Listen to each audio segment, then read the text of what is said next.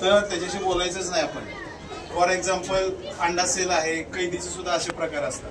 तर कम्युनिकेशन ही काळाची गरज आहे, माणसाची गरज आहे, प्राण्यांची गरज आहे.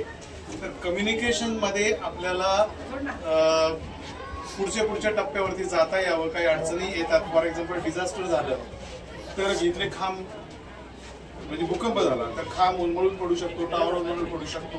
पण सॅटेलाइट जो आहे, उपग्रह जो आहे, तो तिथं काही त्याला नॅचरल डिझास्टर्स नाही आहे. त्यामुळं आपण तिथे सॅटेलाइट मधून जर कम्युनिकेशन करू शकलो तर त्याला काही बाधा येणार नाही.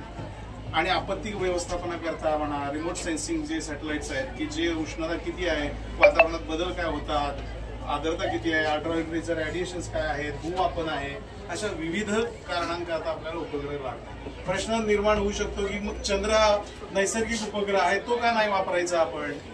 तर तो आपली जागा बदलतो. तर आपण पाठवलेला संदेश वर जाण्याकरता, वर पण काही बरेच मला मॉडेल्स बघायला मिळतील. तर संदेश वर जाणं, तिथं त्याला रिसिव्ह करणं आणि तोच परत एका विशिष्ट ठिकाणी येणं, तर याला काय भूस्थिर लागतं, बरोबर आहे. तर याचा भूस्थिर कक्षेमध्ये सोडता यावं म्हणून भारतानं त्याच्याकरता काही प्रयत्न सुरू केले. तर त्यातला पहिला SLV सॅटेलाइट आहे, SLV सिरीज मधला सॅटेलाइट लॉन्च व्हेकल्स.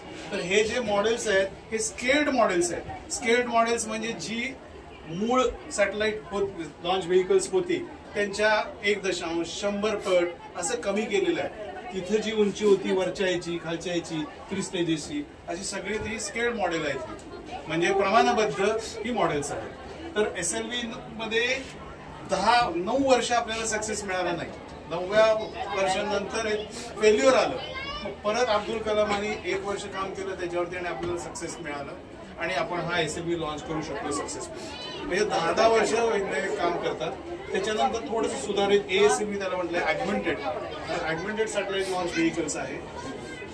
ते त्याच्या पुढचा टप्पा होता. म्हणजे हे 100 किलो सोडत होतं, ते 150-200 किलोचं सॅटेलाइट आपण प्रक्षेपित करू शकतो अशी अवस्था होती.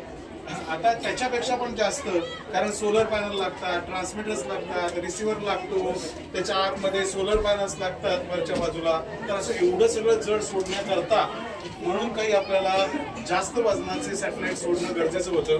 तर त्याच्याकरता PSLV हा आता पोलर सॅटेलाइट लॉन्च व्हेकल्स, म्हणजे पृथ्वी असेल तर जे बाकीचे आपले कम्युनिकेशन करता सॅटेलाइट असतात ते विषुववृत्ताच्या प्लेनमध्ये फिरत असतात, जे इक्वेटोरियल प्लेन म्हणतात ते असे फिरत असतात.